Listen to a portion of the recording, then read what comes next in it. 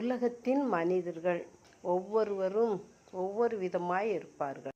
உலகம் ஒரு விசித்திரமான கல்லூரி. இங்கு பாடம் படித்து பரீட்சை எழுத வேண்டுவது இல்லை, பரீட்சை எழுதியே பாடம் கற்றுக்கொள்ள வேண்டியது. ஒவ்வொரு மனிதர்களும் ஒவ்வொரு புத்தகங்கள்.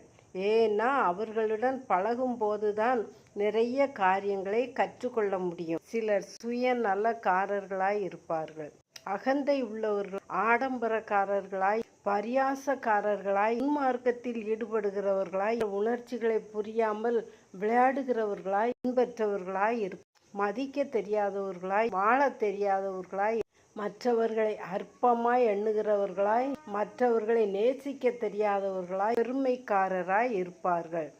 இப்பேற்பட்ட மனிதர்களுக்கு அகப்படுகிற வாழ்க்கை துணையின் நிலைமை வித்தியாசமாகத்தான் இருக்கும். வைரக்கல்லாக இருந்தாலும் கூழாங்கல்லாகத்தான் மாற வேண்டியது இருக்கும். தகுதியான அன்பை தகுதி இல்லாதவர்களுக்கு காட்டும்போது தகுதி இல்லாதது போல் மாறிவிடும். அனுசரித்து அட்ஜஸ்ட் பண்ணி போக வேண்டிய சூழ்நிலை தான் இருக்கும். ஏன்னா கொஞ்சம் அனுசரித்து வாழ்வது நல்ல வாழ்க்கை, எல்லாவற்றையும் அனுசரித்து வாழ்வது நரக வாழ்க்கை. கல்லை செதுக்கி சிலை வடிப்பான் சிற்பி.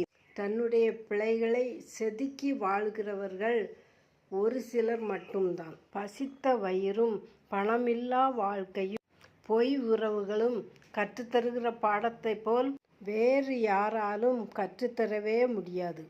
தன் பிழைகளை செதுக்காமல் தன்னையே ஞானி என்று எண்ணுபவர்கள் அதிகமான பேர்கள். அப்பேற்பட்டவர்களுடைய சிறை கூண்டில் அகப்பட்டு வாழ்ந்து கொண்டிருக்கும் ஒவ்வொருவரையும் பார்த்துதான் ஆண்டவராகிய இயேசு கிறிஸ்து சொல்கிறார், பயப்படாதே, நான் உனக்கு துணை நிற்கிறேன் என்று. அவர் துணையாக நின்று அன்பு செலுத்தி அரவணைத்து நேசித்து வழிநடத்த வல்லமை உள்ளவராய் இருக்கிறார். ஆமென். அல்லேலூயா.